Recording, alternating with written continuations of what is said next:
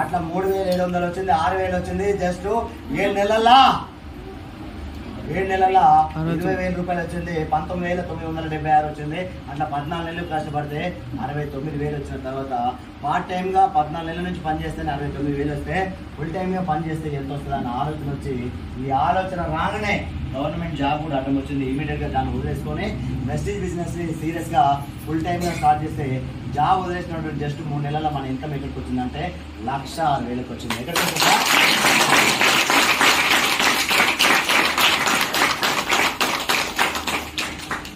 ఎన్ని నెలలు వచ్చింది సార్? 14 నెలలు, పార్ట్ టైం 3 నెలలు, మొత్తం ఎన్ని నెలలు? 17 నెలలు. 17 నెలలు ఎంత వచ్చింది? 1,06,000. 23 సంవత్సరాలు చదువు, 4 ఏళ్ళ ప్రిపరేషన్, 7.5 సంవత్సరాలు సర్వీస్ చేస్తే 45,000.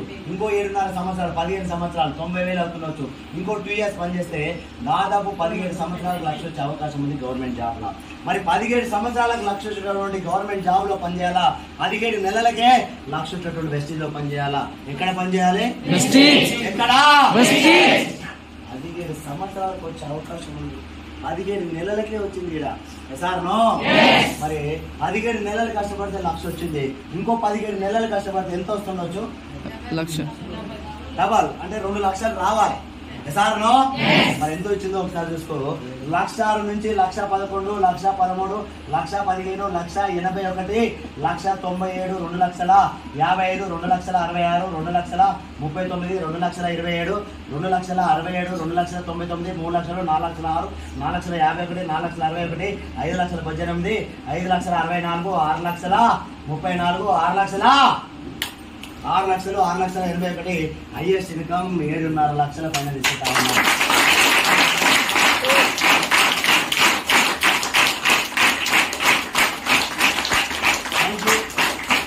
ఇంకోసారి నా ఇన్కమ్ ఎంత? మరి 17 నెలలు కష్టపడితే ఎంత వచ్చింది?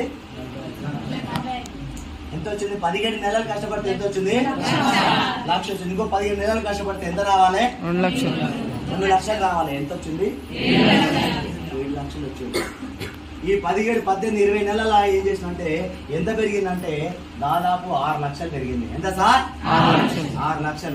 ఇదే 17, 18 నెలలు నా గవర్నమెంట్ జాబ్ లో పనిచేస్తే 5,000 పెరగదా సార్? నో ఇదే 7.5 లక్షలు నా సర్వీస్ 2049 వరకు ఉంది నా సర్వీస్. ఎప్పటి వరకు? 2049 వరకు పనిచేసిన కూడా 1,00,000 నుంచి 2,00,000 ఉంటుంది నా సర్వీస్ మొత్తం చేసినా కూడా. మరి 2050, 2040, 49 వచ్చేటటువంటి 1,00,000 నుంచి 2,00,000 దగ్గర పనిచేయాలా? ఆల్రెడీ 7.5 లక్షలు వచ్చేటటువంటి వెస్టీజ్ లో పనిచేయాలా? ఎక్కడ పనిచేయాలి? ఎక్కడ? మరి 7.5 వస్తుంది. లైఫ్ మారుతుందా? మారుతుందా? దాదాపు 7.5 సంవత్సరాలు నేను గవర్నమెంట్ ఎంప్లాయ్ గా పనిచేస్తే ఇల్లు కాదు, ఇంటి మీద పెంకలు మార్చలే, కారు కాదు, కారు టైర్ రాలే, అమ్మ అంటే ఇష్టము, నాయన అంటే ఇష్టం అని పేరు చెప్పడం తప్ప ఏ రోజు కూడా ఏ కారు ఇయ్యలే. ఏదైనా ఎమర్జెన్సీ వస్తే 1,00,000 రూపాయలు అకౌంట్ లో ఉండాలి. ఈ లైఫ్ కోసం నేను పోరాటాలు చేసేది. ఈ లైఫ్ కోసమే. కోట్లు సంపాదించాలి, కోటలు కట్టాలి ఆలోచన ఏం లేదు సార్. నో సో ఇల్లు కాదు, ఇంటి మీద పెంకలు మార్చలేక కవర్ చేసిన మరి ఇప్పుడు ఇల్లు కట్టొచ్చా? 7.5 వస్తుంది అకౌంట్ లాగే. బ్యాంక్ అయినా ఎంత ఇస్తావు లోడు? 1 రూపాయలు ఇస్తాడా? ఇస్తాడా? 1 రూపాయలతో స్టార్ట్ చేసిన 1 రూపాయలు ఇల్లు అంటే ధైర్యం ఉందా లేదా సార్? No car కొనొచ్చా? కొనొచ్చు కాదు. కొన్నా 15 లక్షలతో కారు తీసుకొని ఇప్పుడే చెట్టు కింద పెట్టేసి వచ్చిన సార్. నో కార్ అనేది సోకు కాదు, స్టేటస్ కాదు, లగ్జరీ కాదు.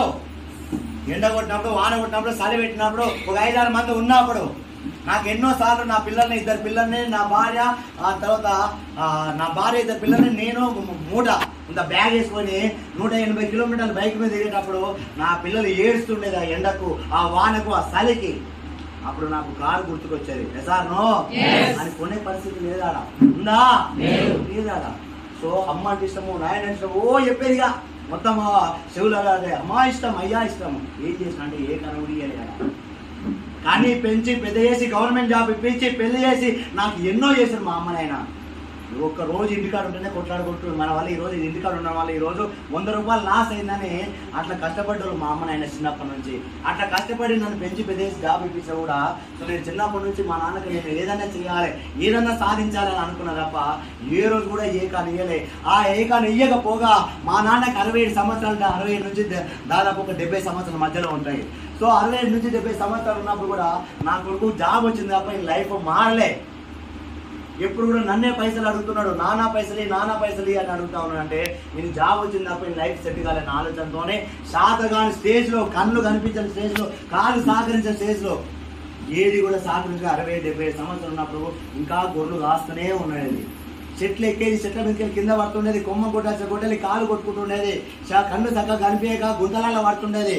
కట్లు చూసినా, కన్ను చూసినా కనికరించి మాత్రం 1000 రూపాయలు, నానా 1000 రూపాయలు తీసుకొని ఇంటికాడ ఉందని చెప్పలే ఈ రోజు కూడా.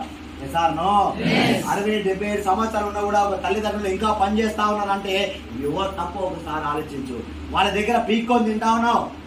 ఒక కూతురు పోయి నాయన నాకు చీరకు పైసలు, మా ఆయన నన్ను తిట్టు కొడుతున్నాను పైసలు అడుగుతా ఉన్నాడు శాతగాని స్టేజ్ లో అమ్మ నాయన దగ్గర. సార్ నో ఏడుకలు తీసుకెళ్ళగలుగుతారు. వాళ్ళ చేతులు ఏడున్నాయి, కాళ్ళు ఏడున్నాయి, ఏదైనా శక్తి ఏడు ఉంది వాళ్ళ దగ్గర. పెన్షన్ గుంజుకుంటుంటే చాలా మంది ఇప్పుడు పెన్షన్ తీసుకురా నీకు లేకపోతే లేదు. ఒక ఏం చేస్తారు వీడియో ఇంత కలుగుటో ఏదో దావుతారు, 2000 ఇస్తే అవి కూడా గుంజుకోబడుతుంది. మీరు అంతా ఇది నాకు అవసరం లేదు సబ్జెక్ట్ అయినా కూడా నాకు పేదలను చూస్తే, ముసలోళ్ళని చూస్తే, ఆ రోడ్డు మీద పెట్టే వాళ్ళని చూస్తే చాలా బాధ అనిపిస్తూ ఉంటుంది. నాకు ముసలోళ్ళని బయటికి నూకినప్పుడు చాలా బాధ అనిపిస్తుంది. సార్ నో నీ దగ్గర ఎనర్జీ ఉందా లేదా, నాలు ఉన్నాయా లేవా, నన్ను ఉన్నాయా లేవా, శక్తి ఉంది, అన్ని ఉన్నాయి, మరి పని చేసుకోవచ్చు ఇదిగా. అవకాశం లేని దగ్గర నువ్వు చేసినావు, పోనీ అవకాశం వచ్చింది, ఇప్పుడు చేద్దామా లేదా? అప్పుడు లేనప్పుడు ఏం చేయలే, ఏం ఇయ్యలే, ఇప్పుడు ఇవ్వచ్చా లేదా? మన జాబ్ ఏమన్నా మానేయమన్నామా, నీ బిజినెస్ ఏమైనా మానేయమన్నామా, మన 1,00,000 రూపాయలు ఏమైనా తీసుకురామన్నామా? నువ్వు ఏదైతే చేసినావు దాంతో పాటు 2-3 గంటలు పని చేసుకోమంటే శాతం ఎక్కలేదు సార్ నో. సో మా నాయన చాలా హ్యాపీ ఈరోజు చెప్తా ఉన్నా, చాలా హ్యాపీ, ఏ టెన్షన్ లేదు ఈరోజు. ఎందుకని నేను చేయాలి, ఏం నా చిన్న చిన్న పిల్లలు ఏడుస్తున్నారా, నేనేం చెయ్యా అని చెప్పి ఇంటికాడ మంచి రెస్ట్ తీసుకుంటాను, హ్యాపీగా ఉంటాను. చాలు 60 ఏళ్ళు 65 ఏళ్ళు చేశాడు. Sir no